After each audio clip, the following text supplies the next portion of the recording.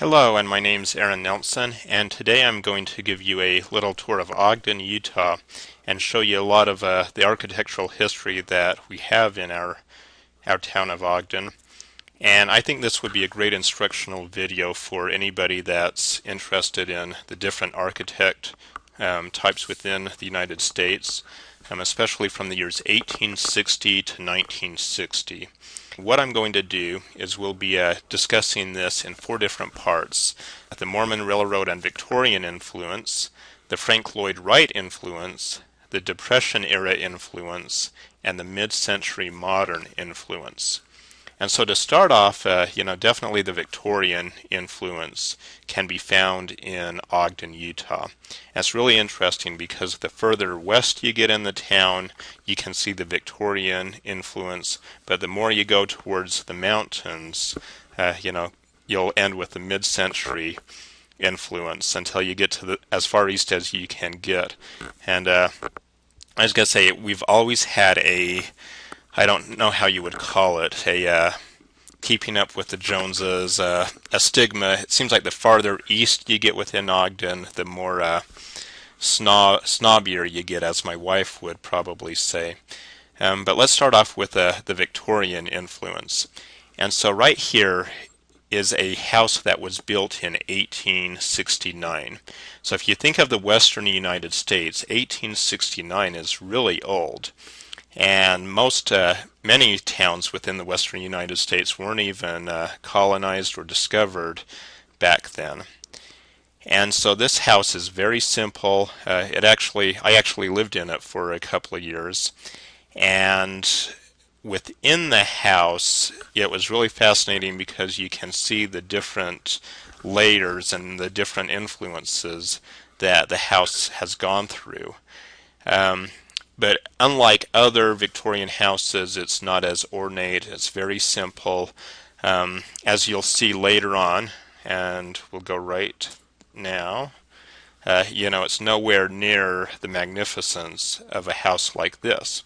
Now, even during this time, this is the Bertha Eccles house. Even during this time, this would have cost millions and millions of dollars. And you can see the skill and the craftsmanship that went into this house. And so this sort of was a way that many railroad magnates, a lot of people that were influential in the economic history of Ogden sort of showed off. And you can definitely see that within this house. Boy, you walk into this building and you can definitely notice the craftsmanship and the work that went into it. A house like this would probably be very impossible to build nowadays. I wanted to show this house. This is the Browning Mansion. Browning was a gun maker, but this definitely shows the adobe brick and the Mormon influence within Ogden, Utah. Adobe was a very good, easy material that was abundant within Utah that many people were able to make really quickly and to build very quickly as well. It looks very simple on the outside. It looks like a simple house, but boy, you walk inside and it looks like, one of the Victorian mansions that we saw previously. And so next, I wanted to show Leslie Hodgson and the Frank Lloyd Wright influence. Now, Leslie Hodgson was a protege of this fellow right here, Frank Lloyd Wright. And if you know anything about architecture, you know that Frank Lloyd Wright is as American as apple pie. The way that he changed architecture, just to sum it up, is he made things more open. He made buildings more available to the common man. Buildings were big. At the same time, they weren't like houses today. They're not cookie cutter. They're very individual and stuff that I really enjoy about architecture during this period. And so Hodgson, boy, he had a really big influence in Ogden. And if you look at this building right here, you can see one of his first buildings that he built. After he came back from Chicago, he started this building in 1913 and built it for David Eccles. Was his bank building. And they were so impressed with Hodgson that they asked him to start building houses for his sons and daughters. And so you go into the Eccles Historic District and you can see about 11 or 12 houses that were built by Leslie Hodgson and Eber Piers. And I'll show you one of Eber Piers' homes next, right here. And it looks, very, very, very similar to a Frank Lloyd Wright house, and there's reasons for that. Both of them were raised in the same school. They were raised by Frank Lloyd Wright. Unfortunately, if I understand correctly, I believe that Eber Piers died at a young age, but boy, you can really see his talent in this home. From what I understand from a friend, this house is actually a Frank Lloyd Wright house. At least the plans and the architecture blueprints are.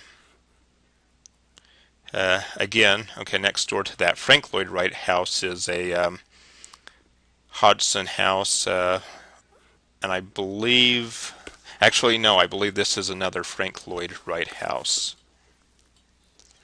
And so after, the 1920s, of course, we enter into the Depression era. Now, to show you how bad Ogden suffered in the Great Depression, I'll make this one statement. There were only 2 homes built in the year 1930. And so it seems like, just like now, is all construction stopped, except it was worse than now. So, once the federal government started pumping money into projects, Ogden really developed into a different era. And so this right here is the National Forest building, which sits on 26th and Adams.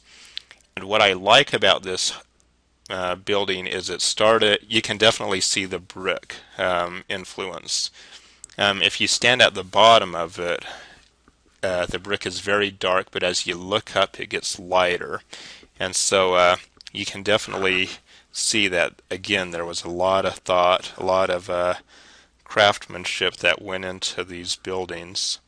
Next we come to the crown jewel of Ogden, Ogden High School. And I graduated from here in 1994. My mother graduated from here. My grandpa worked on this high school for a little bit. Unfortunately, I believe Leslie Hodgson died in the middle of making this high school. But you can definitely see, what a masterpiece it is. And if you think it's beautiful from the outside, walk inside, and it's just as impressive. I had some relatives come from England, and when they walked inside, their thought was, wow, it's amazing that you have devoted so much money and talent and everything to this high school, and that's where it should be, is to the children and to the students of your community. And so next we come to the City Court building. Again, you can see that 1930s look. It almost looks like a building out of Poirot, is the only way I can describe it. You can definitely see the Art Deco influence within the building. And next, as 1950s roll on, we still haven't lost that Frank Lloyd Wright influence. Buildings are very welcoming. This is my house right here, was built in 1958. And one thing that I noticed about this house right when you walk in is the wood. The wood is everywhere. Wood paneling, which, strangely enough, I guess it went through a period where people despised it, sort of like shag carpet. So you never know what's going to make a comeback. But when I walked in this house, it looked exactly like it did in the 1950s. And from what I understand is that the owners of this house, who were in their 80s when they passed away, never really changed anything. They also owned 3 or 4 different homes. He was a pretty well-off dentist, and so they didn't live in the house that much. And so you walk in my house and it's like walking back to the 1950s. And so here again is another mid-century modern house. and another one as well. And again, you notice the farther east you get in Ogden, the more closer to the mid-century modern houses you get. You definitely won't see these houses down towards the western part of Ogden. And so this concludes my piece on architecture within Ogden. I hope it's been very helpful to you, especially if you're an architecture student, and very hope it's been very instructional as well. And thank you. If you have any questions, feel free to contact me. Goodbye.